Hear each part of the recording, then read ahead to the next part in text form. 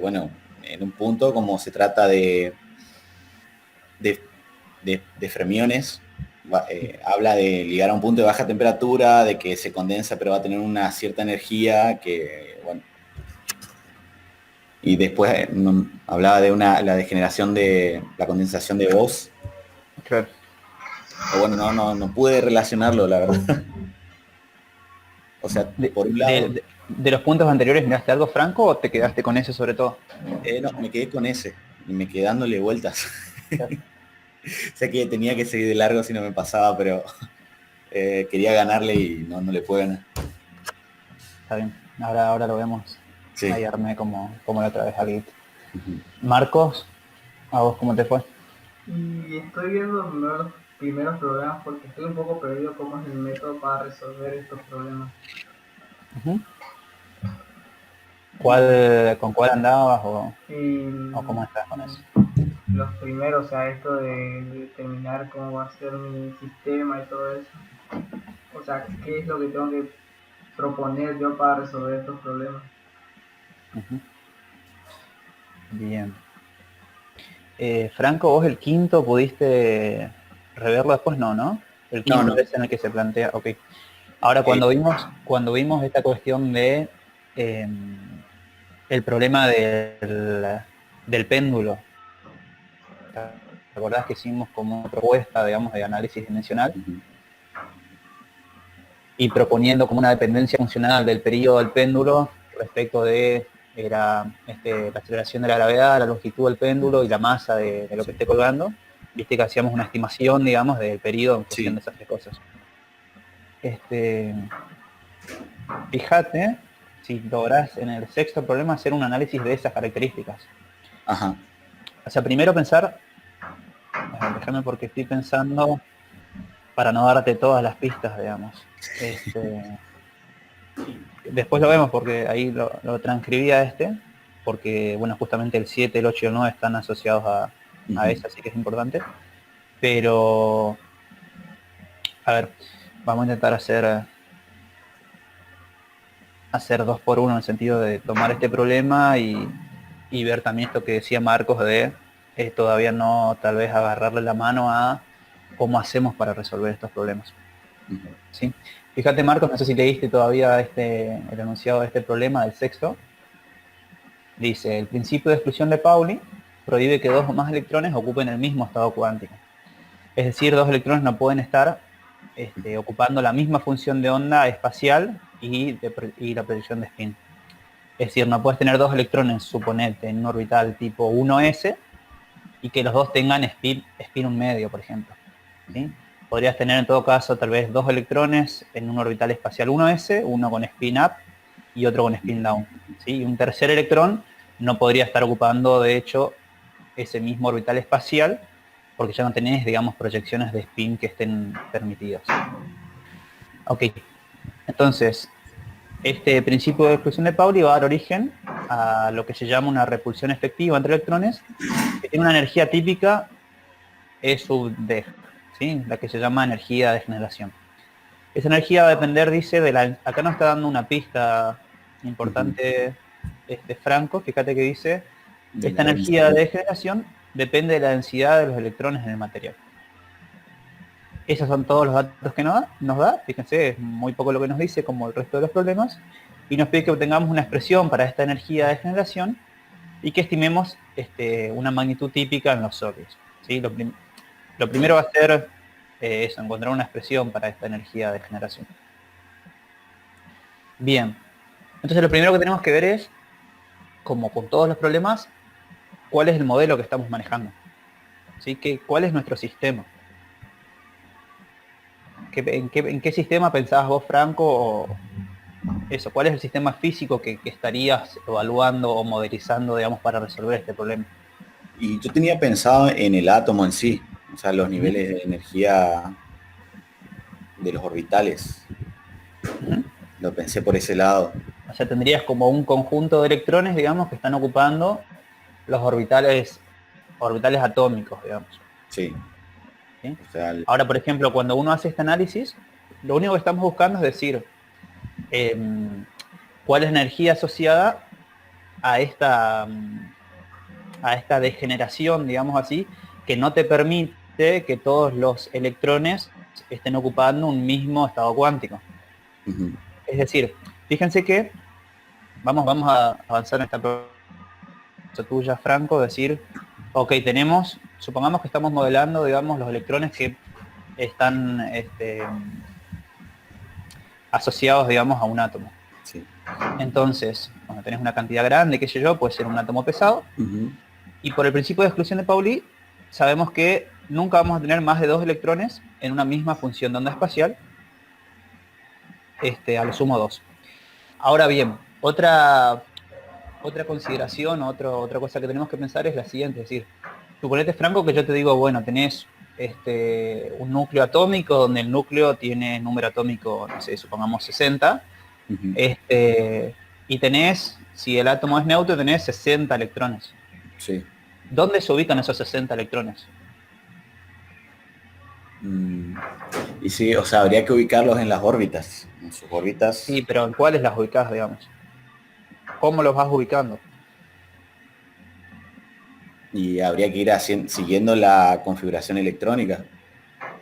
O sea, vos estás pensando, digamos, ocuparlos desde el de más baja energía, el orbital de más baja energía, hacia Ujú. arriba, digamos. Hacia arriba, claro. ¿Sí? Ahora, si pensamos, digamos, en todo lo que uno ve en cuántica 1, o lo que está, creo, Franco, está expresando también cuántica 2 ahora, cuando uno, digamos, resuelve la función de onda, por ejemplo, de un átomo de hidrógeno, que es el más sencillo, Ujú. encuentra todos los orbitales atómicos, ¿no es cierto? Pero una vez que uno encuentra como la solución a ese hamiltoniano, ¿no? El del átomo de hidrógeno, y encuentra todos los orbitales atómicos, a continuación tiene que decir, digamos así, dónde se encuentra ese único electrón asociado, digamos, a este sistema, al átomo de hidrógeno, ¿sí? Mm. Y hablamos del estado fundamental del sistema cuando ese electrón se encuentra, supongamos, en el orbital 1s, ¿sí? Sí. Estamos hablando solo de un átomo de hidrógeno. Ahora, digamos, ¿quién o qué nos dice que ese electrón vaya a estar en ese estado fundamental? ¿Por qué no podría estar en un estado de mayor energía? Ujú. ¿Sí? O sea, el electrón, perdón, va a tender a ocupar siempre el estado, perdón, el orbital de más baja energía. Ahora, si tenemos, por ejemplo, un átomo de hidrógeno, sí, tenemos un átomo de hidrógeno, y le entregamos energía a través del calor, supongamos, Ujú.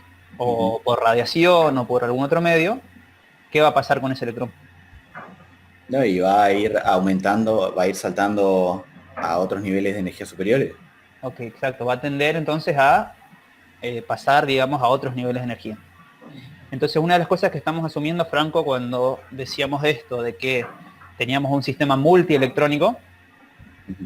o un átomo, digamos, con muchos electrones, y vos decías que los ibas ubicando desde el orbital de más baja energía en adelante, digamos, estás asumiendo que la temperatura, por ejemplo, de tu sistema es cero, digamos, y estás Ujú. asumiendo que no hay ningún otro tipo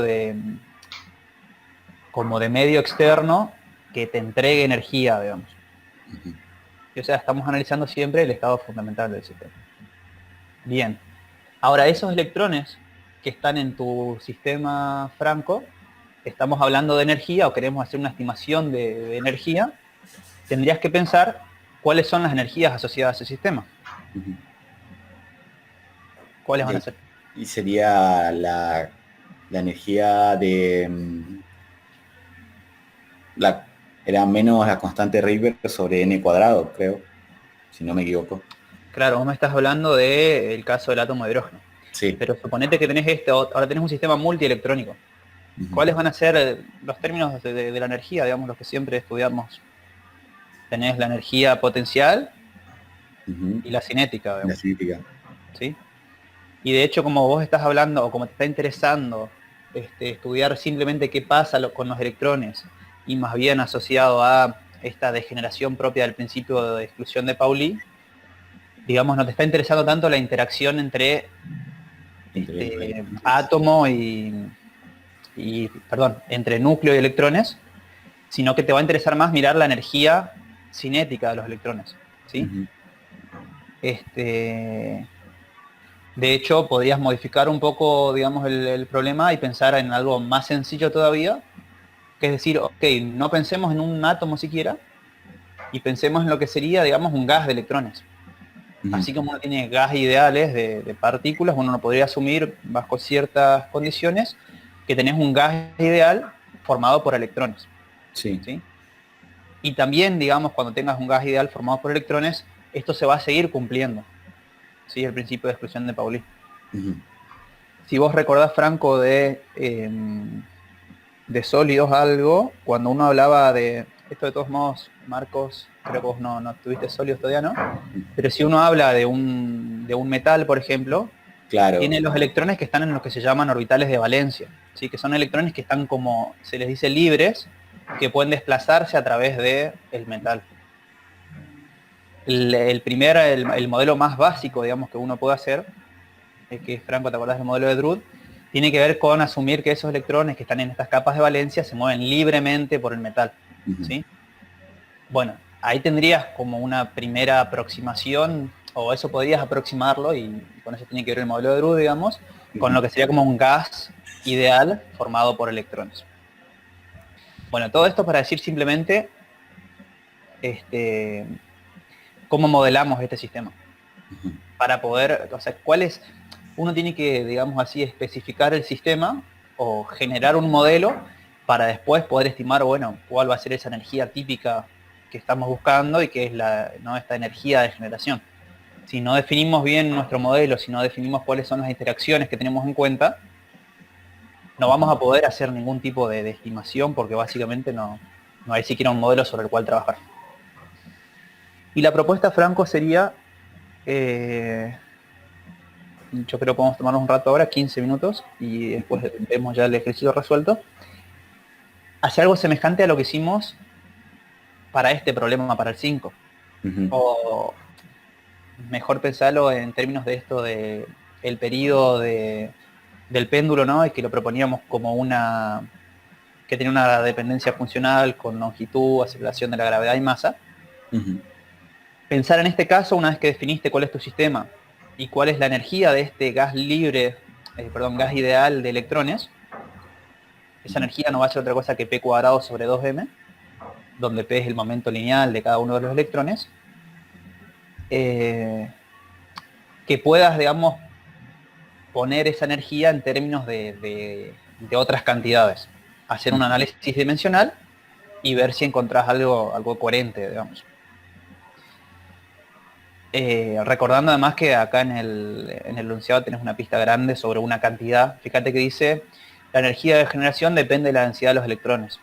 O sea que una de las cosas que sí o sí vas a poner en esa dependencia funcional es esta densidad de electrones. Podrías pensar que otras cantidades pueden estar involucradas y recordar también esto que decía el profesor Rodolfo en la clase pasada sobre, ok, por ejemplo, estamos hablando de cuántica, ¿cuáles van a ser estas constantes que seguro van a aparecer? Además estás hablando de energía, ¿sí? Fíjate si lográs hacer algún análisis dimensional así por este camino, y de todos modos lo vemos ahora en un rato. Sí. Marcos, no sé si te animás a proponer también algo en este problema, y después en todo caso miramos alguno de los otros, o mismo podemos ir a tal vez el último inclusive, o tomar uno de los primeros que ya vimos, Marcos, para que puedas volver a revisarlo, y otro nuevo porque son semejantes, digamos. Pero bueno, este sexto me interesa porque los otros 3 de hecho están asociados, así que sin hacer después los otros cuestan, o esta cantidad uno la va a dejar como una incógnita, digamos. Y se lo puede resolver así, como decíamos recién, planteando este análisis dimensional. ¿Te animás, Marcos, a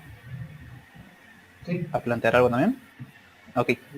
Nos tomamos 10, 15 y vemos si salen.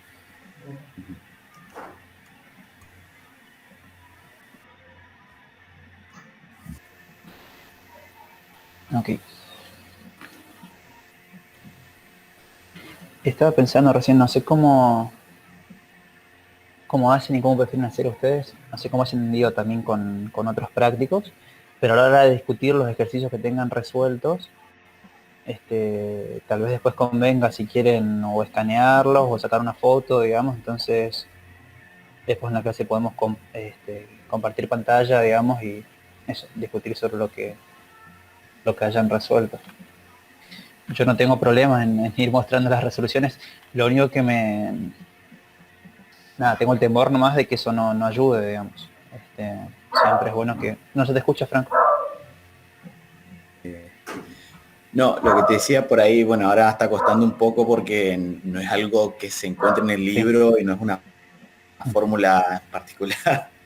Por ahí como electro, que como decía el profe, uno tiene la fórmula general y después empieza a trabajar en base a eso. Acá como que todavía cuesta aceitar los engranajes un poquito. No sé si es también por... Te iba a decir, me gustaría que las guías siguientes fueran sí. sencillas, pero Sí. no. Después vas a ver que las guías son... Lo que tiene Termo también es que no es que tenés un par de ecuaciones y sabes exactamente qué tenés que aplicar. Claro. Pero por eso creo que este ejercicio está bueno. Pero no, pregunto nomás y lo comentaba para eso, para ir viendo y acostumbrándonos a cómo manejarnos dadas las circunstancias. Además, como somos pocos también, creo que eso se puede hacer sin tanto problema. Por ahí si fuéramos, no sé, 10, 15, como están siendo en los primeros años. De hecho, creo que ahora en clásica hay como 70 o algo así. Veremos cuántos siguen, pero hay mucha gente. Entró mucha gente. Ahí es más difícil hacer un compartir así de a uno de lo que fueron haciendo. Bueno, acá podemos. Sí, en mi caso a mí me gusta tratar de hacerlo yo y después ver el resultado y ver si está bien el resultado final. O por lo menos aceptable, en mi caso, por lo menos. Sí, sí. Voy a compartir pantalla completa. Ahí está. A ver. Ok. Bien. Ahí se ve. Entonces lo que decíamos era que si teníamos, por ejemplo, a ver, lo que vamos a hacer era modelar nuestro sistema como, dijimos, un gas ideal, digamos, o gas libre de electrones, ¿sí? Donde lo que va a suceder con esos electrones que conforman nuestro sistema, básicamente es pensar lo siguiente, digamos, los estados cuánticos permitidos en este sistema que tiene podemos suponer una cantidad grande de electrones, los estados cuánticos van a estar asociados a distintos momentos. ¿Y por qué es esto? A ver. Sí, a ver, cuando hablamos de cuántica y queremos definir un sistema, lo primero que hacemos es definir cuál es el hamiltoniano asociado al mismo, ¿no? Claro. Entonces, si pensamos en un gas ideal de electrones, ¿cuál va a ser el hamiltoniano del sistema? Y va a ser la parte cinética. Y bueno, y ahí entra mi duda la parte potencial. Si suponemos que es solamente un gas ideal de electrones, ¿qué tendrías? Y, ¿Cuál sería el potencial, dirías vos? O sea, un potencial repulsivo sería. Claro, pero cuando hacemos el modelado, digamos, de un gas ideal, ¿qué es lo que tenés en cuenta? O sea, vos lo único que tenés es un conjunto de partículas que colisionan entre sí, digamos, son colisiones elásticas, etcétera. Sí. Pero la energía, digamos, a ver, esos choques, si vos querés, van a estar asociados justamente a esa interacción coulombiana, digamos. Ahora tal vez tus partículas no choquen, digamos, por el movimiento cinético, pero ese choque en realidad va a ser como esos picos que vas a tener, que tenés en el potencial cuando las dos partículas están muy cerca. Pero podés seguir pensando que a lo que vos tenés, digamos, es una energía cinética y esa energía potencial, a fin de cuentas, lo que te va a originar es esas colisiones, digamos así. Claro. Pero no la analizás como un término aparte de la energía, decís, es un gas ideal de electrones, digamos, que colisionan entre sí. Sí. Ok, y si, perdón, y otra cosa, ¿no? También cuando uno hace, cuando vos tenés un sistema, por ejemplo, atómico, multielectrónico, lo que puedes hacer también como primera aproximación, por ejemplo, es pensar que son partículas independientes. Es decir, que los electrones, por ejemplo, no tienen justamente una interacción entre ellos, sino solo con el núcleo, por ejemplo. Y haces como una primera estimación, digamos, de tu modelo. Entonces, si solo hablamos de la energía cinética, ¿cuál sería nuestro Hamiltoniano? Sería P cuadrado sobre 2M. O sea, tendrías una sumatoria sobre todas las Sí. IA n De las N partículas, sí. de P. Ok.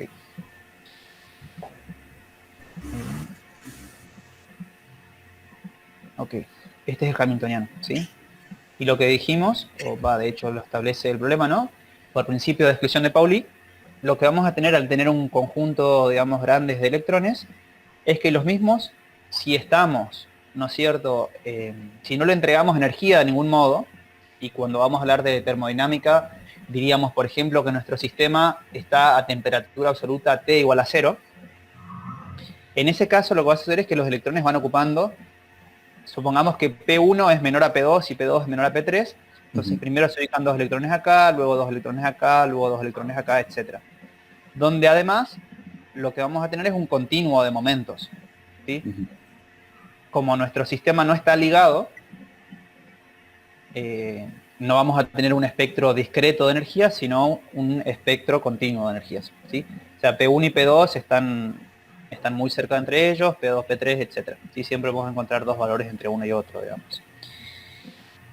Ok, este es el Hamiltoniano, este es nuestro sistema.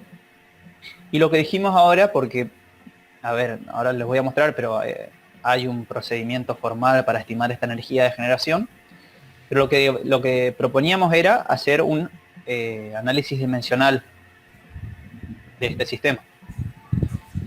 ¿Qué propusiste, por ejemplo, vos, Franco? Si es que llegaste a proponer algo. ¿Cómo? A ver, perdón. Viste que, por ejemplo, cuando agarrábamos y decíamos que queríamos estimar el periodo de un péndulo, decíamos que tenía una dependencia funcional con la aceleración de la gravedad elevada a una potencia, con la masa elevada a una potencia y la longitud elevada a otra potencia. ¿Qué se puede proponer para este caso? ¿O qué propondrías, digamos? Y en este caso, bueno, supongo que podríamos relacionarlo con la velocidad de los electrones. Vos decís, por ejemplo, la energía de generación va a ser proporcional. ¿A qué me dijiste? ¿La velocidad de electrones? La velocidad de los electrones. O sea, bueno, ok, esto puede estar asociado a P, digamos. Sí, o sea, ¿Y qué más? bueno, obviamente la masa, si está asociada a P.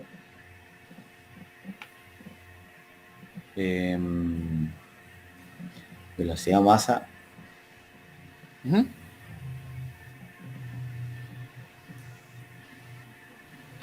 ¿Alguna otra cantidad?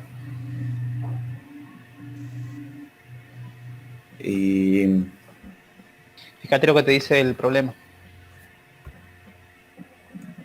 espérate, me voy un segundito. Ahí está, vale. Densidad de electrones.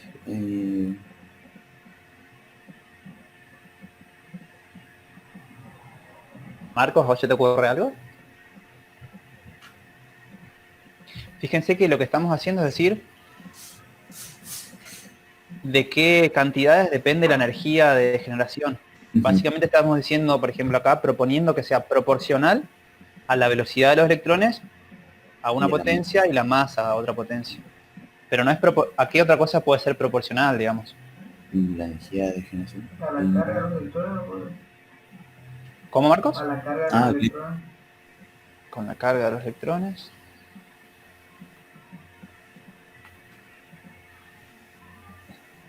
Y el problema les está diciendo algo que no entiendo por qué no. De los electrones Y acá está en amarillo. Claro, ¿no? Nos dice que depende también de la densidad de los electrones. Eso nos lo está diciendo. Eso es un dato, ¿sí? Un dato del enunciado. Fíjense que esto va a ser número de electrones sobre volumen. Y esto lo ponemos. O sea, estamos haciendo un análisis dimensional. Me quedé sin letras. Ok. Entonces, fíjense que uno lo que hace es proponer algo de este estilo, ¿sí?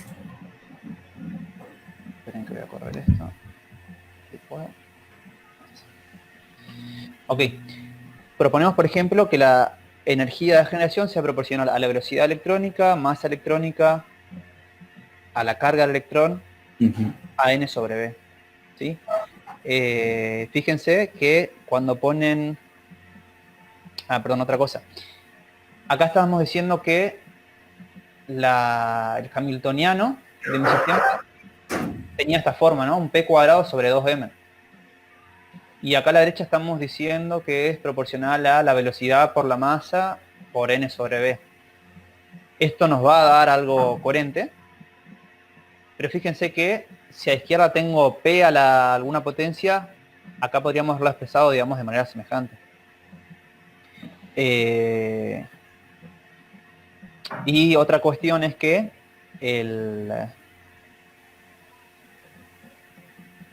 la velocidad del electrón, recuerden que no es un observable, por ejemplo. Lo que es un observable es el momento p. Perdón, la velocidad sí, a nivel no relativista sí. Pero cuando queríamos estimar luego la velocidad del electrón, nos era mucho más fácil, por ejemplo, estimar p. Así que tal vez sería recomendable poner esto en términos de un p a la alfa. Y puede quedar la masa de todos modos, porque bueno, podría aparecer con una potencia distinta, digamos. Es decir, que no aparezca algo que sea proporcional a m por b, sino que m y b aparezcan en potencias distintas, ¿sí? Pero bueno, ok, podemos proponer esto inicialmente, y luego lo que hacen, recuerden, es lo que habíamos visto con el problema del péndulo. Esto va a tener unidades de ¿qué? La energía de generación tendría unidades de ¿qué? Por ejemplo, en unidades del sistema internacional Sí, en joules. tendríamos en joules, la velocidad tendría En metros sobre segundos. metros sobre segundo, kilogramos, Kilogramos. carga en Coulomb. coulomb. Esto es un número, es adimensional, y esto me quedaría, digamos, metros a la menos 3. ¿Sí? Entonces fíjense, plantear eso, acá tenemos joules a la primera potencia, metros por segundo a la alfa, kilogramos a la beta, coulomb a la gamma, metros a la menos 3 a la omega. Fíjense si logran en un ratito plantear ese sistema de ecuaciones, a ver qué les da. Les voy a volver a pasar el link de la tablita esta con las cantidades en unidades del sistema internacional. Mira, yo lo descargué, así que... Ok. Marcos, ¿vos lo tenés a mano? Sí, sí. Dale. Creo que es la página 17. De nuevo, tomamos... Nada, 5 menos de 5 es un sistema de ecuaciones bastante sencillo. Un detalle porque, bueno, yo no lo había resuelto así, pero fíjense que ahora lo están escribiendo en términos de, o aparece P, digamos, si ponen el momento lineal a cierta potencia. Recuerden del segundo problema, yo no sé si llegaste a verlo, Marcos, pero asociábamos P al momento angular. Y entonces después nos aparecía ahí la constante de Planck, ¿sí? Porque si eso, van a necesitar, una vez que aparece P ahí, digo, después, o sea, ahora les puede dar tal vez el análisis dimensional, pero no van a poder estimarlo. O sea, de qué valor es la energía de generación. Para poder estimarlo, tienen que aparecer en esa... A ver, esperen porque así es medio complicado, vuelvo a presentar pantalla. Díganme cuando se vea, por favor. Sí, ahí se ve. En esta expresión que está acá, digo, esto así, si reemplazamos esto por P, lo vamos a poder hacer al análisis dimensional, pero fíjense que lo que nos interesa es hacer una estimación después de cuánto vale la energía de generación. Entonces nos va a convenir expresar esto, si lo ponemos en términos de P, va perfecto, pero después P lo vamos a tener que asociar a una variable que conozcamos, como era el momento angular, y ahí nos aparecía también la constante de Planck, ¿sí? Porque después la carga del electrón, si aparece, la conocen, la masa del electrón, si aparece, la conocen, y este n sobre b también es una estimación, digamos, que va a depender del sistema en cuestión. Si es un sólido, si es un gas de electrones propiamente, qué sé.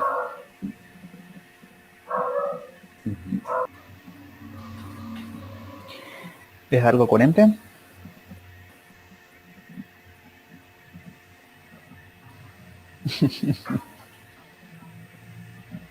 Todavía no lo puedo sacar a esto.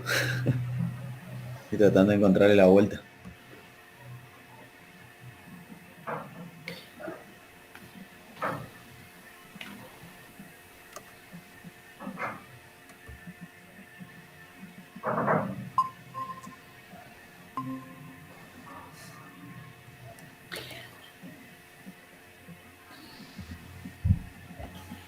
Ahí, fíjate, Franco, ves la pantalla, ¿no? Sí, ahí se ve. ¿Estás planteando el sistema de ecuaciones? Sí, sí, sí. Suponete que ponemos, está horrible, ¿no? Pero pones el P ahí. P en lugar de B, sí. Sí. Acá a la izquierda, ¿qué tendrías? Dijimos joules. Ujú. ¿Y eso qué te queda en unidades básicas, digamos, del sistema internacional? Sí, Jules era... Espérate que lo tenía anotado más acá en mano. Fíjate que energía es fuerza por distancia. Sí. O sea que tendrías newton por metro y después te falta convertir los newtons. Sí, Joule sería kilogramo por metro sobre segundo cuadrado. Metro cuadrado sobre segundo cuadrado. ¿Cómo me dijiste? Joules era kilogramo por metro cuadrado sobre Así, ¿no? segundo cuadrado. Entonces, a la izquierda tenés kilogramos, metros cuadrados, segundo a la menos 2. Sí. Y después a la derecha vas a tener P a la alfa, que no es otra cosa que masa por velocidad. O sea que tendrías kilogramos por metro sobre segundos a la alfa. Luego tendrías kilogramos a la beta. Luego tendrías coulomb a la gamma. Ahí otra vez el coulomb lo transformás a unidades, a las unidades elementales del sistema internacional. Y luego tendrías metros a la menos 3. Sí, a la gamma. Ajá. A la ómega, perdón. ¿Sí? Claro. ¿Eso hasta ahí llegaste? Sí, hasta ahí sí. Y después te queda, entonces, lo que haces es decir, ok, a la izquierda, por ejemplo, tenés kilogramos a la primera potencia, y a la derecha tenés kilogramos a la alfa, kilogramos a la beta, y tenés que ver si te aparece algún kilogramos acá dentro del coulomb. Sí. Y ahí tenés tu primera ecuación del sistema de ecuaciones lineales. Después lo mismo para los metros. Tenés 2 igual a alfa. Acá tenés que si te aparece algo más. Y acá tenés omega a la menos 3. Sí. Perdón, y acá tenés, ¿cómo te queda esto? Menos 3 omega. O sea, 1 igual a alfa, hay que ver si aparece algo acá, y menos 3 omega. Y lo mismo haces para los segundos. Sí.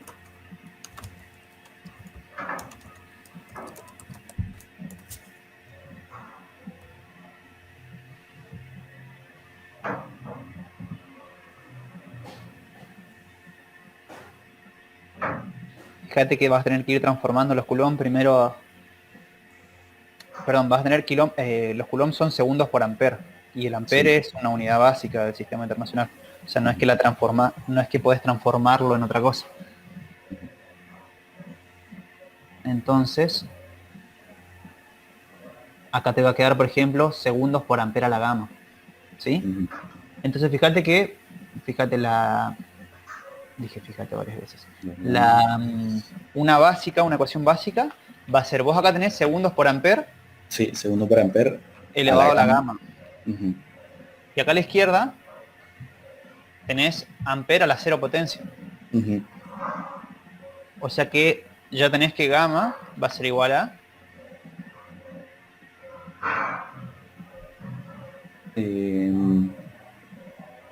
va a ser igual a 1. Fíjate que si vos pones gamma igual a 1, acá a la izquierda no tendrías ampere y a la derecha tenés ampere, por ejemplo. Sí. Y no tenés ninguna de estas cantidades, digamos, está en términos de amperes, o sea, no tendrías modo de cancelarlo. De modo que esta cantidad tiene que ser igual a 0. O sea que acá no te va a aparecer la carga del electrón.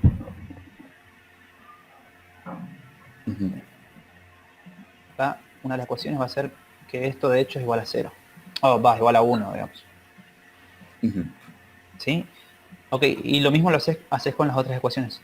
Vas a tener 3 ecuaciones. Tenés alfa, beta y omega. La de gamma va a estar, pero es muy sencilla. Y tenés que resolver esas 3. Sí, pero vas planteando eso. lo que tenés a la izquierda, los kilogramos, la potencia de los kilogramos a la izquierda tiene que ser igual a la potencia de los kilogramos a la derecha. Sí. La potencia de los metros a la izquierda, potencia de metros a la derecha, y lo mismo para cada unidad fundamental, digamos, del Sistema Internacional de Unidades. ¿Sí?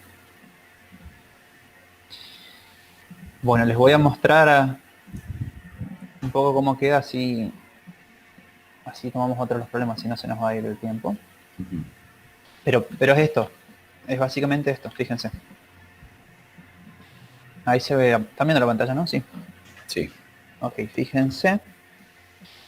Nada, está escrito lo que ya estuvimos discutiendo. Lo primero que hacemos es modelar nuestro sistema. Podemos modelarlo, por ejemplo, como un gas de electrones, de modo que el hamiltoniano que defina mi sistema va a tener esta forma. ¿Sí? Dependencia, como dijimos, con los momentos lineales y la masa del electrón. Esto es lo que decía también hoy. Si el sistema se encuentra a una temperatura que tiende al 0, o es en realidad igual a 0, los electrones van a ocupar siempre, o tienden a ocupar el mismo estado cuántico espacial, que va a ser el de más baja energía. Por el principio de exclusión de Pauli, no van a poder ocupar el mismo estado cuántico, por lo tanto van a ir ocupando, digamos, los estados de menor energía hacia arriba. Lo que queremos hacer es estimar esta energía de degeneración, y fíjense, esto es lo que decíamos. Si nuestro sistema tiene una cantidad n de electrones, estos electrones van a ocupar todos los estados que tengan momento lineal entre p igual a 0 y p igual a este momento lineal, que es el de más alta energía, digamos. Este p de generación es el momento lineal asociado al orbital de mayor energía de nuestro sistema. Fíjense que si queremos agregar un electrón más a nuestro sistema, ¿cuánta energía vamos a tener que darle?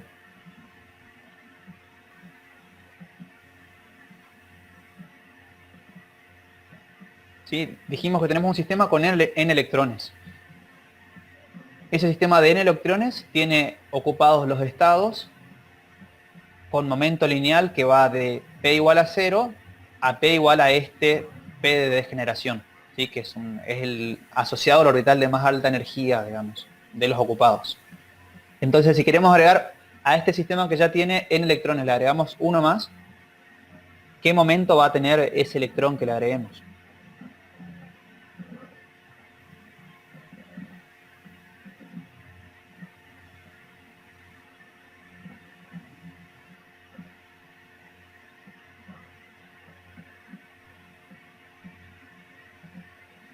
¿Marco? ¿Alguna idea?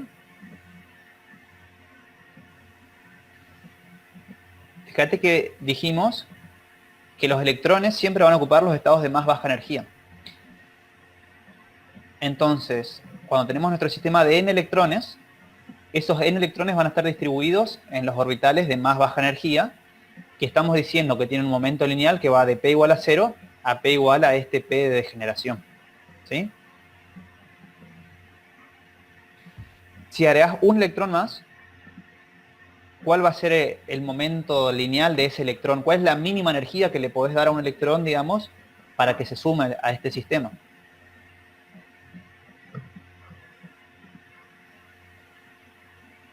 Por ejemplo, ¿podés sumar otro electrón con momento lineal p igual a 0?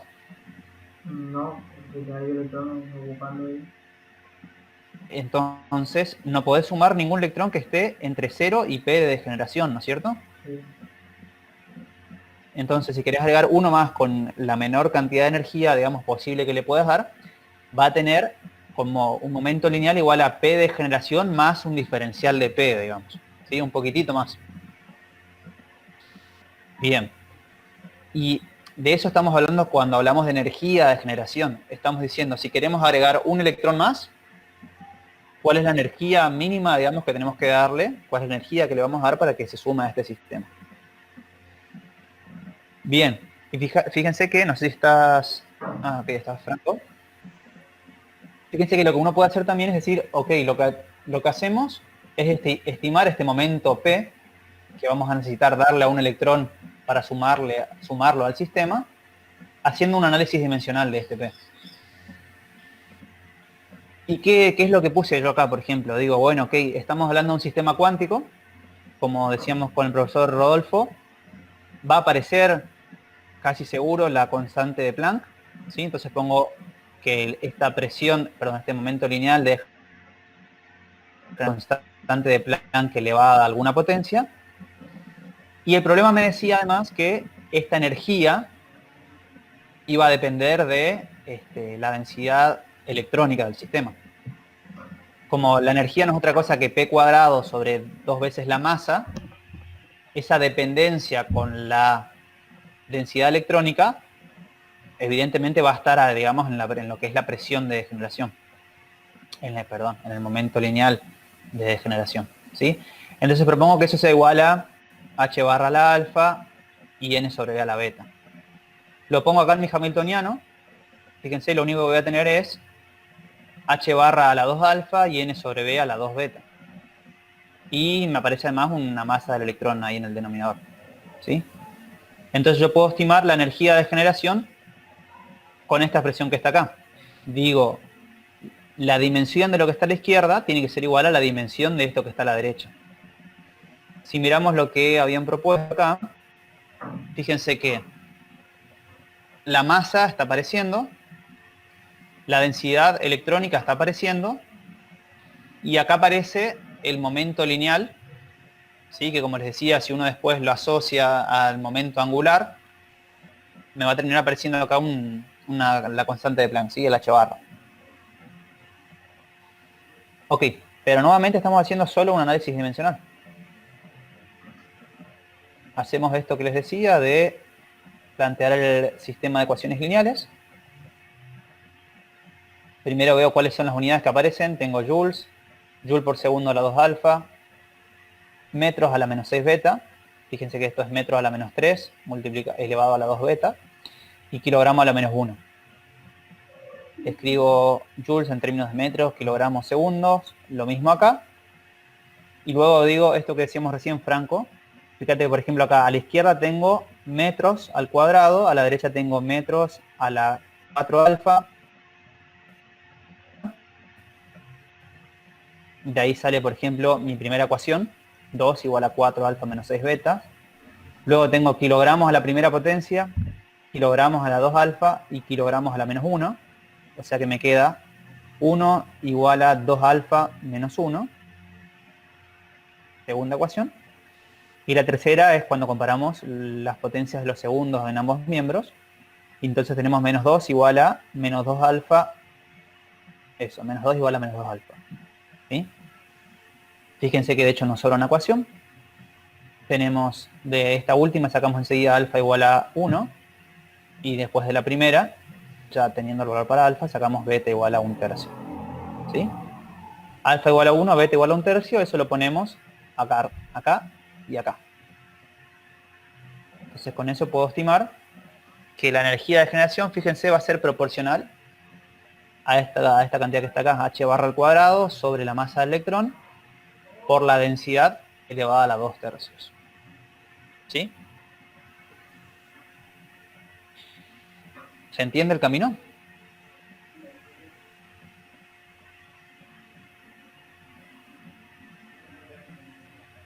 No sé si estás hablando, Franco, no se te escucha. Hola, hola, hola. ¿Ahí se escucha? Ahora sí. Ahí está. Sí, pues se me había trabado un poquito. No, ahora sí cobra un poquito más de sentido, inclusive con lo que había explicado el punto 5, ¿viste? Ok. Pasa que es como que yo quiero apuntar a otro lado y como que me quiero ir, y en realidad es ver unidades más que nada y estimar las cosas en base a las unidades. No es el único modo, ¿eh? Ahora en lo que está acá abajo les muestro otro camino, digamos, que no tiene que ver con un análisis dimensional, pero acá estamos viendo que haciendo exclusivamente un análisis dimensional podemos resolver el problema, digamos. Hacemos una estimación de la energía de generación. Lo único que nos va a faltar es la constante que estaría metida acá. Pero sí, es exactamente el mismo procedimiento, Franco. Es decir, en términos de qué cantidades está, por ejemplo, acá el momento lineal. La energía me va a quedar en términos de esas cantidades y plantear un sistema de ecuaciones lineales, que generalmente son muy sencillos de resolver, además. Ahora, el otro modo de resolver tiene que ver en realidad con cosas que vamos a ver ahora en las primeras clases de teoría, así que no es el objetivo. Voy a mostrarles nada más el resultado, pero bueno, hay un análisis de algo que tiene que ver con con el momento de fases, con el espacio de fases, perdón, y uno llega finalmente a que la presión de degeneración tiene esta expresión que está acá. ¿Sí? Ahora, fíjense que si yo miro esta estimación que había escrito acá, me quedaba h barra a la 1 y n sobre b a la 1/3. Y acá tengo h barra a la 1 y n sobre b a la 1/3. Sí, Donde la constante que me está faltando es este 3 pi cuadrado elevado a la 1/3. Eso lo vamos a ver. Esto de hecho es algo que se resuelve en una de las primeras clases. Pero no hemos usado nada de la teoría de termodinámica estadística, digamos, no hemos hecho solamente un análisis dimensional para lograr una primera estimación de la energía de generación, que es esta que está acá. Ok. Marcos, ¿se entiende el camino? Sí. Si hay algo en lo que no fui poco claro, o que no se entiende, lo que sea. Ahora cobró un poquito más de sentido, como te digo, Okay. lo del punto anterior. Ok. Sí. Bien. Sí, y el punto anterior, de hecho, cobra todavía un poco más de sentido, Franco, porque son cantidades más extrañas, digamos. Sí. Viste que hablamos del tiempo de Planck, longitud de Planck, energía de Planck. Es necesario que uno busque un poquito, digamos, más o menos a qué están asociadas esas cantidades, pero la idea es decir, justamente no sabés mucho de la teoría que hay detrás, o en principio no la podrías decir, bueno, a ver si no la necesitamos, y planteamos hacer exclusivamente un análisis dimensional, digamos. Es un camino posible. Bien. Ok, entonces terminamos hallando, digamos, una estimación para la energía de generación donde esta cantidad la conocemos, está entre los valores, esta es la masa, en la tablita, perdón, al comienzo de la guía, esta es la masa del electrón, y lo que nos faltaría, digamos, hacer es una estimación de esta densidad de electrones. Y acá yo diría hay distintos caminos. Una cosa que pueden hacer es simplemente buscar cuánto vale más o menos la densidad electrónica, o sea, en qué orden de magnitud está, en los sólidos, por ejemplo, o en algún, que puede ser algún metal,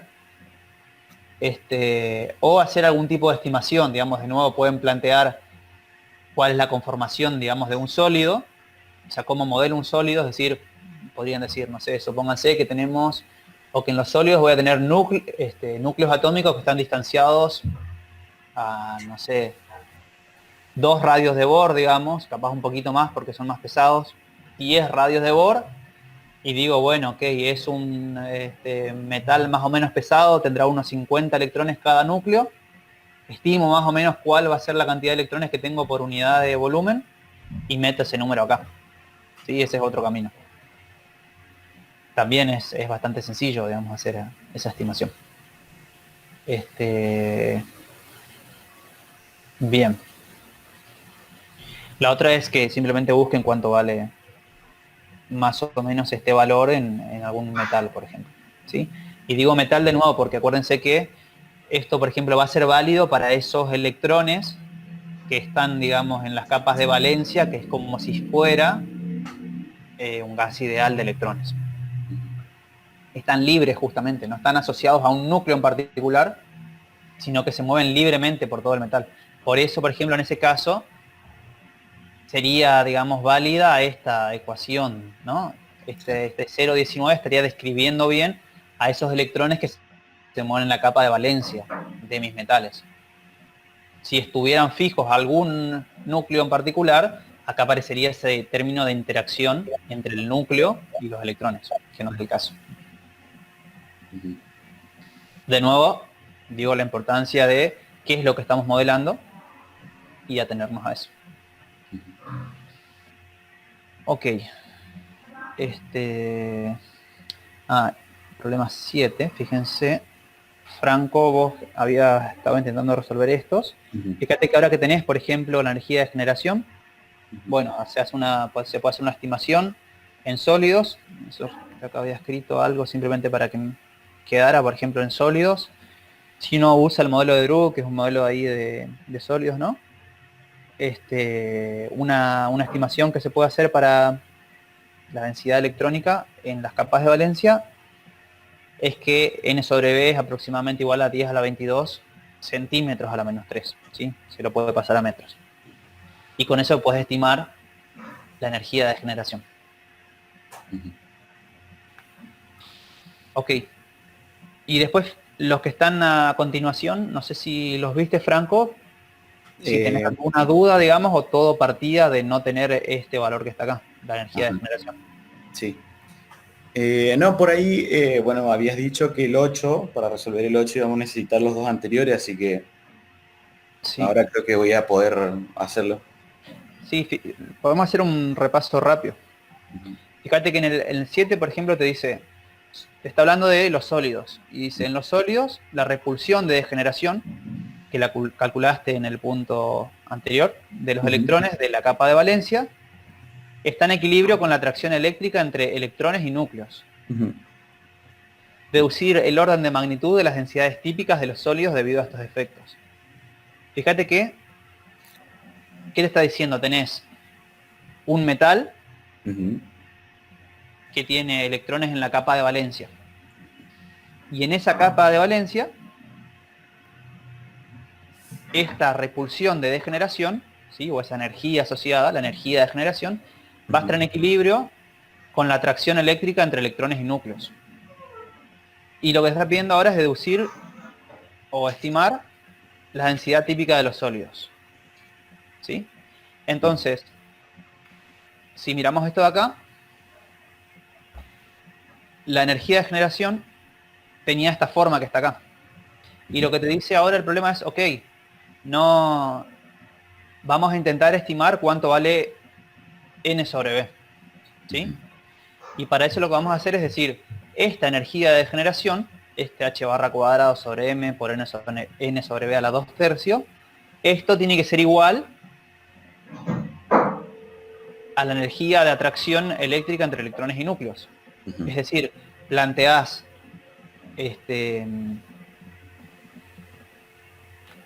que esta energía es igual a la energía de interacción entre electrones y núcleos debido a la interacción coulombiana. Si vamos para arriba, en uno de los primeros ejercicios, eso estaba por acá. Fíjate que la energía potencial electrostática la habíamos estimado por esto que está acá, Z por 10 a la menos 18 joules, después lo habíamos convertido a electronvoltios, ¿sí? Pero es lo que ya hicimos, esa estimación la tenés, y entonces ahora vos dirías, ok, esto que está acá igual a, por ejemplo, Z por 10 a la menos 18 joules. Sabes H bar, cuánto vale H barra, sabes cuánto vale la masa electrón y tendrías una forma de estimar este N sobre B. ¿Sí? Sí. No es más que eso. Sí. De nuevo en el fondo hay un montón de cosas, porque uno dice, ok, en realidad ya estás asumiendo mucho de lo que viste en el punto anterior. ¿Sí? ¿De qué estamos hablando? De las capas de valencia de un sólido. Es decir, tenemos electrones que se mueven libremente. Es decir, tenemos electrones que podemos modelarlos como si fueran un gas ideal, digamos. ¿Sí? Y entonces me apareció solamente ese término que era el P cuadrado sobre 2M. Sí. Ok. Bueno, en el 8 otra vez tenemos comparación entre distintas energías, digamos, ¿sí? Debido a distintas interacciones. Ahora aparece la fuerza de gravedad para un cuerpo que ya tiene dimensiones apreciables. ¿Sí? Ya no estamos hablando solo de átomos, digamos, o electrones en las capas de valencia de un sólido, sino empezamos a hablar de dimensiones apreciables, ¿sí? Un objeto más grande, un objeto macroscópico.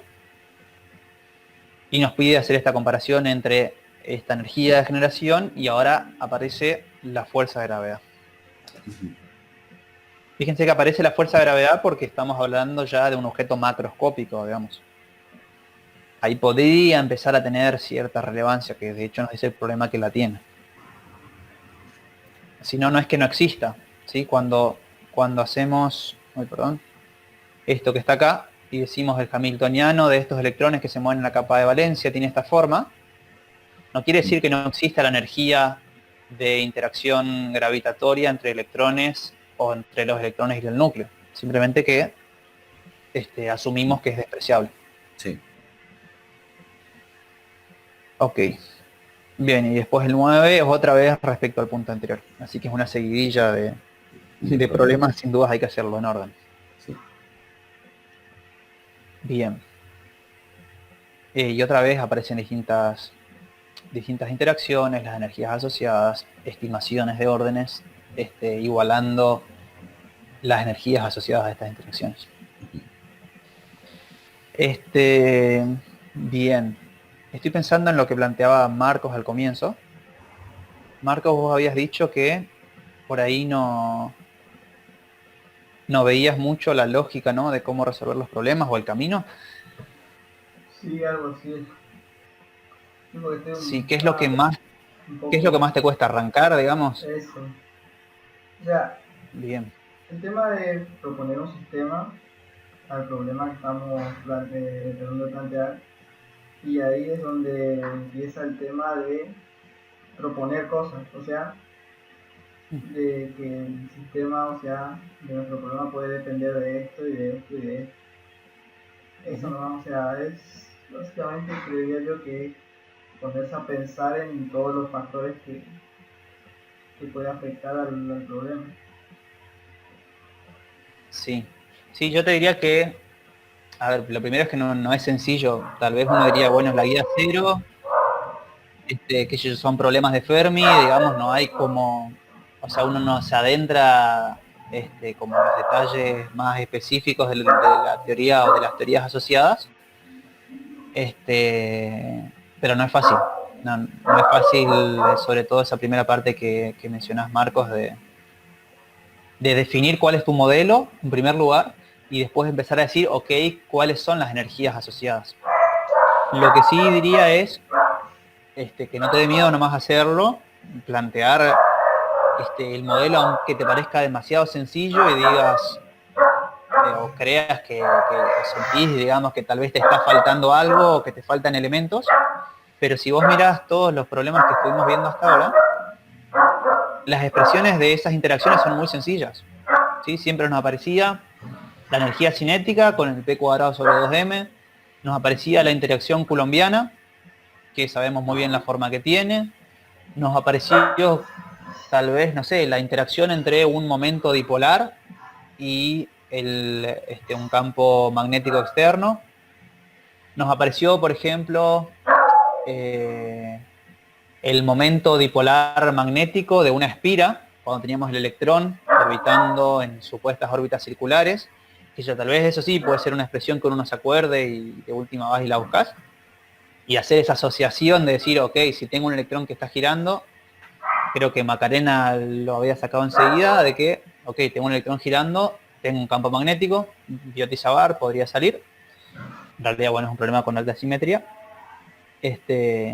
Voy simplemente a que, salvo tal vez este problema de donde aparecen tiempos de Planck, longitud de Planck, energía de Planck, que son como cantidades y una teoría de la cual uno tiene mucha idea, y entonces ahí hicimos un análisis dimensional.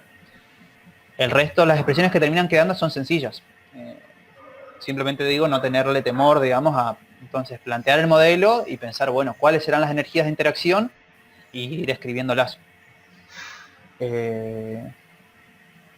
Eso. Para el último problema, por si llegan a plantearlo, una pista.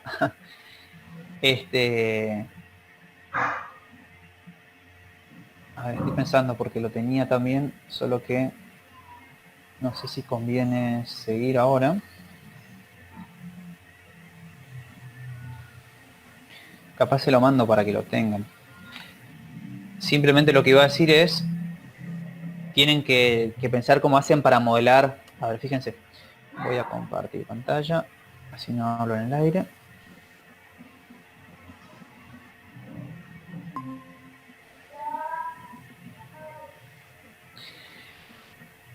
Lo voy a mostrar rápido. A ver, Franco, no, a ver, Marcos también si ayuda un poco a esto, a seguir asimilando, digamos, el modo en que uno resuelve estos problemas. Este décimo bueno, siempre hay distintos caminos, pero se lo puede resolver haciendo esto que hacíamos en los primeros ejercicios de modelar el sistema en cuestión. Entonces sí, a ver si ayuda a seguir como incorporando esta metodología. Porque de hecho, cuando veamos los problemas de termodinámica estadística, muchos tienen que ver con decir eso, ¿cómo modelo mi sistema? ¿Cuáles son las energías de interacción? ¿Qué tengo en cuenta? ¿Qué no tengo en cuenta? Etcétera. Bien, entonces el 10º problema lo que nos dice es la constante solar, que es la cantidad que nos va a interesar estimar en este problema, es la cantidad de energía recibida en forma de radiación solar por unidad de tiempo y de superficie medida en la parte externa de la atmósfera terrestre en un campo perpendicular a los rayos de sol. ¿Sí? Lo que nos va a interesar estimar es la cantidad de energía que se recibe en la atmósfera, medida de cierta forma, dice, ¿no? Perpendicular, por unidad de tiempo y por unidad de superficie. ¿Sí? Estamos hablando de energía de radiación producida por el Sol que llega hasta la superficie de la Tierra.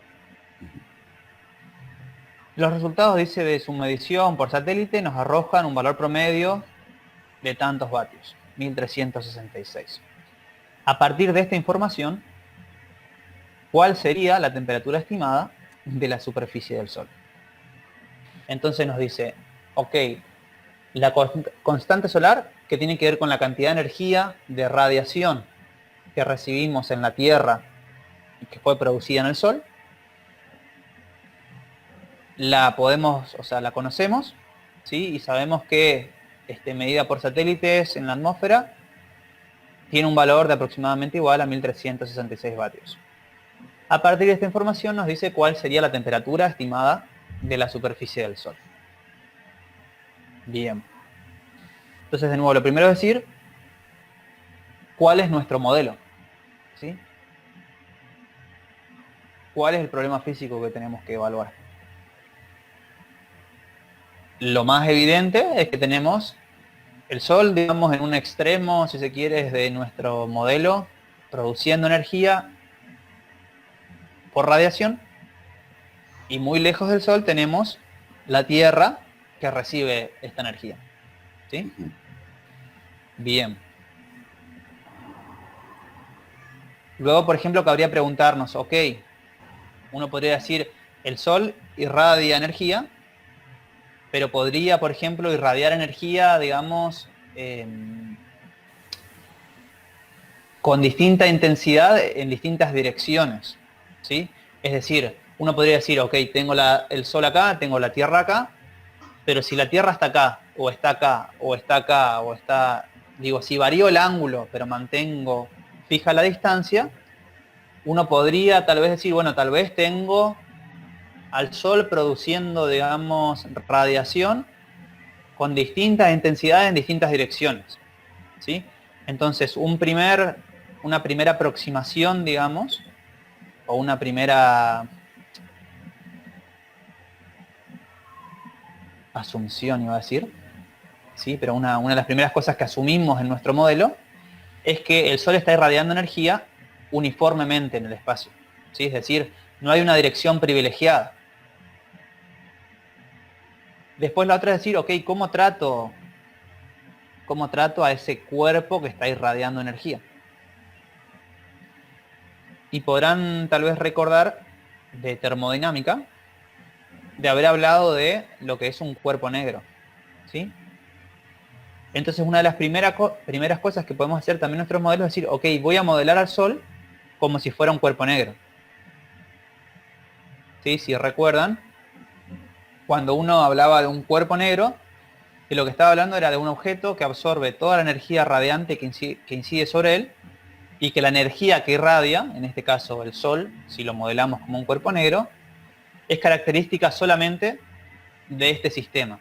Y en particular va a depender de la temperatura del sistema, ¿sí? Tal vez recuerden, tal vez no, pero pueden buscarlo.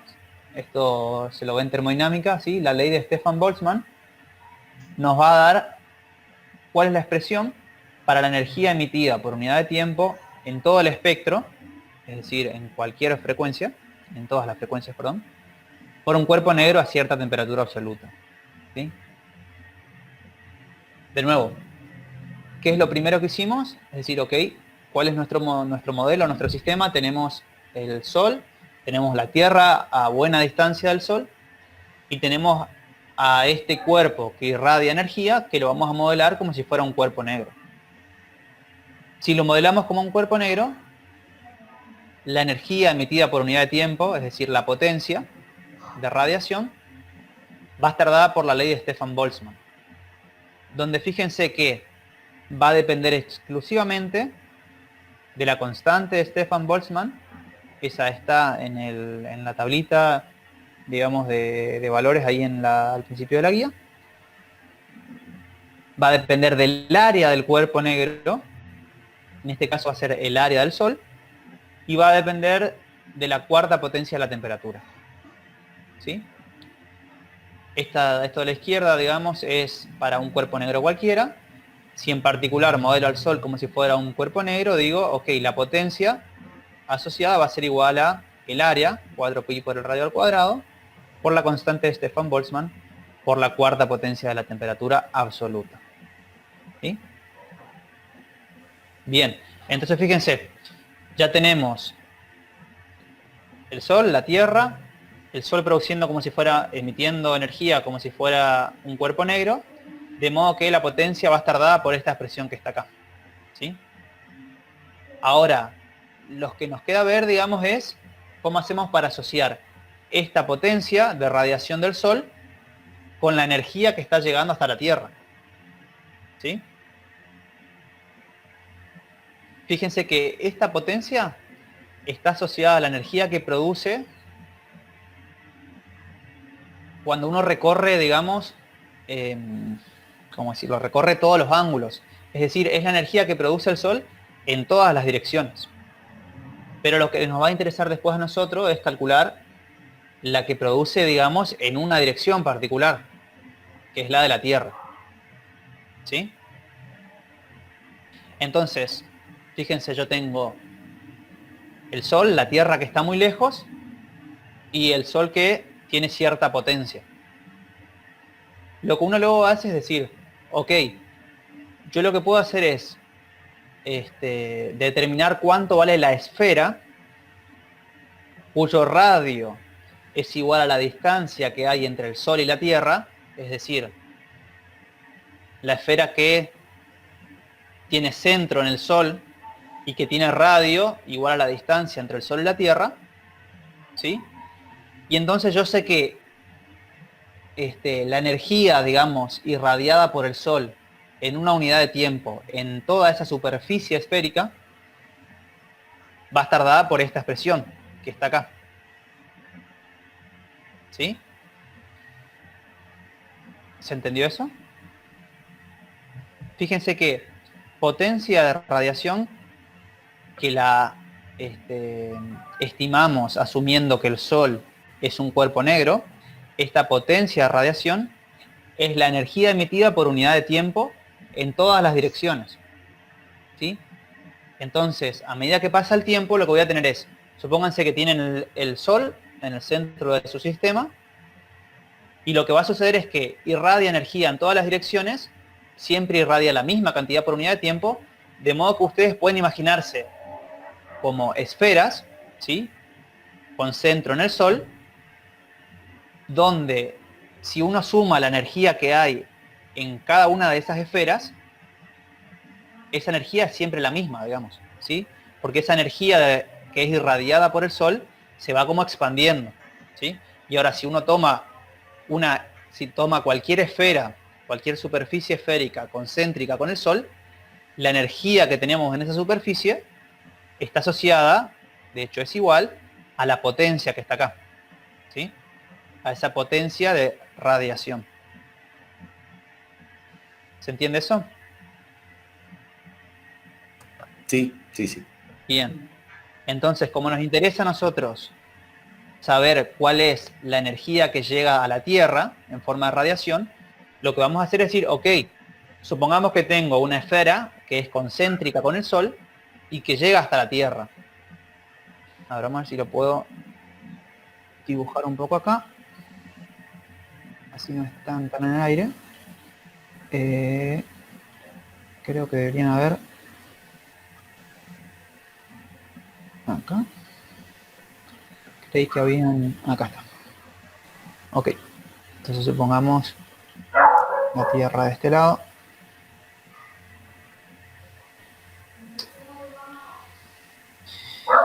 El Sol del otro lado.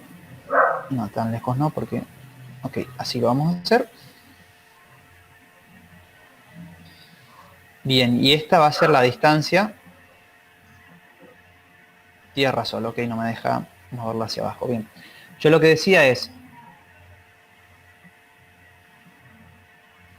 Si trazamos círculos concéntricos con el Sol, supónganse, tengo esta esfera, supónganse que es una superficie esférica, la energía que hay sobre esa superficie esférica, si sumo toda la energía que hay sobre esa superficie esférica, voy a tener la misma energía que es sobre otra superficie esférica que es concéntrica con el Sol, que es un poco más grande, lo mismo si es más chica, etcétera, ¿sí? Porque tengo al Sol siempre produciendo de manera isotrópica, digamos, en todas las direcciones, ¿sí? La energía que produce hacia arriba, hacia acá a la izquierda, hacia, no sé, en una dirección diagonal, siempre en todas las direcciones es la misma. De modo que si tengo otra superficie esférica, que es concéntrica con el Sol, bueno, acá no me va a dar muy bien, pero que sea concéntrica con el Sol y cuyo radio sea igual a la distancia Tierra-Sol, la energía que hay sobre esa superficie esférica va a ser igual a esta potencia de radiación, ¿sí? Bien. Entonces, lo que me interesa luego, o sea, yo lo que estoy teniendo es la energía que hay sobre toda esta superficie esférica. Pero me va a interesar en particular cuál es la que se transmite en una sola dirección.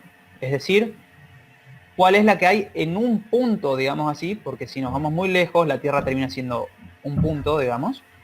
Entonces nos interesa saber cuál es la energía que hay sobre un punto de esta superficie esférica, cualquiera de estos puntos. ¿Sí? En particular nos va a interesar el punto de contacto acá con la Tierra. Bien, y eso no va a ser otra cosa que la energía que tengo sobre toda la superficie esférica dividida al área de la misma. ¿Sí? Va a ser la energía por unidad de área en esta superficie esférica.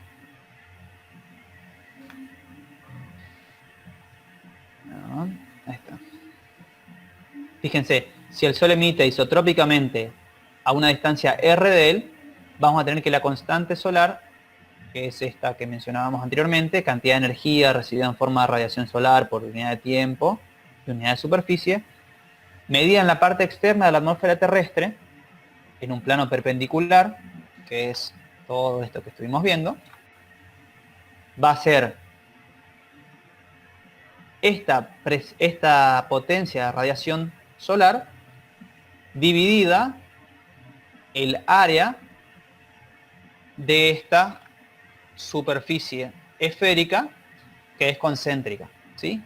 De hecho, acá por ejemplo, fíjense, lo único que estoy diciendo es, si el Sol emite isotrópicamente a una distancia R de él, ¿sí? Ni siquiera puse todavía la distancia Sol-Tierra, a cualquiera de estas distancias que me están definiendo estas superficies esféricas, voy a tener que esta constante solar está dada por esta expresión. Y finalmente lo único que voy a hacer es decir, ok, ¿cuál es la que me interesa a mí? Me interesa saber cuál es la energía que llega acá a este punto, a la Tierra. Entonces lo que hago es, en esta expresión, la 0.28, esta distancia la estimo, en realidad primero la reemplazo por el radio, por la distancia que hay entre el Sol y la Tierra. Y voy a tener lo que estoy buscando, ¿sí? T es la temperatura solar, fíjense. Y es lo que dijimos que valía 1366 vatios, ¿sí? Esta constante solar.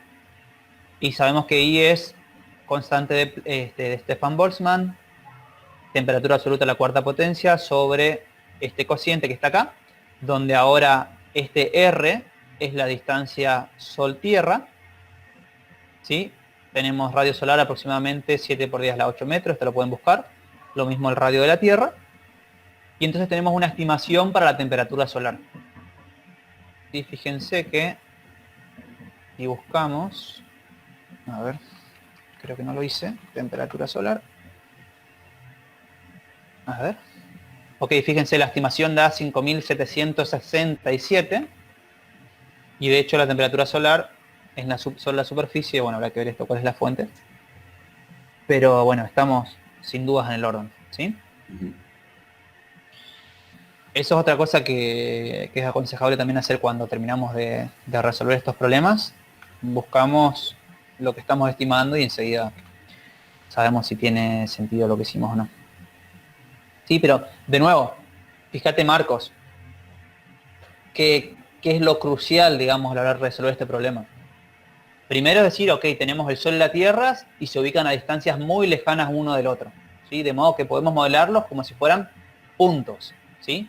Donde ahora el Sol es un punto que está emitiendo energía, ¿sí? A través de radiación. Acá sí hay que dar un paso, digamos, en lo que es teoría, decir, ok, supongamos que el Sol es un cuerpo negro, ¿sí? Básicamente lo que vamos a decir en este caso es que esta energía que irradia, ¿sí? La potencia de radiación, va a estar dada por la ley de Stefan Boltzmann, ¿sí? La ley de Stefan Boltzmann justamente lo que nos va a dar es la potencia de radiación de un cuerpo negro. En este caso, si asumimos que el Sol es un cuerpo negro, lo que vamos a tener es la constante de Stefan Boltzmann, el radio, el área, perdón, del Sol, y la cuarta potencia de la temperatura absoluta del Sol, ¿sí?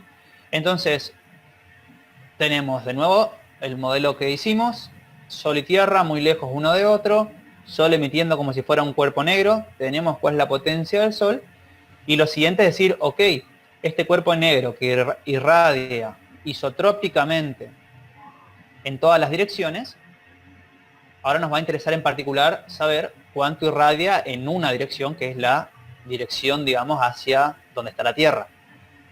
Y lo que hacemos entonces es hacer este análisis de decir, ok, si yo voy trazando superficies esféricas concéntricas con el Sol, la energía que hay en toda esta superficie, o en toda esta superficie, o en toda esta superficie, la más grande, es siempre la misma. ¿Por qué? Porque está emitiendo en todas las direcciones del mismo modo, digamos, con la misma intensidad, y estoy asumiendo también que la radiación se propaga a la misma velocidad en todas las direcciones, ¿sí? Estoy asumiendo esas cosas en mi modelo. Asumiendo eso, voy a tener entonces cuál es la energía en cada una de estas superficies, y lo que me está interesando, ¿sí? La Tierra está muy lejos del Sol, básicamente entonces va a ser cuál es la energía en uno de los puntos de esa superficie. En particular esta que está a una distancia R igual a distancia Tierra-Sol. ¿Sí? Finalmente entonces divido esa energía que hay en toda la superficie sobre el área de la misma, y voy a tener la energía que está llegando por unidad de tiempo a un punto acá, ¿sí?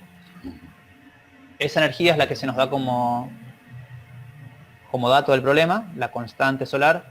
Fíjense que nos dice, la constante solar es la cantidad de energía recibida en forma de radiación solar por unidad de tiempo y por unidad de superficie. Está medida además en la parte externa, en un plano perpendicular.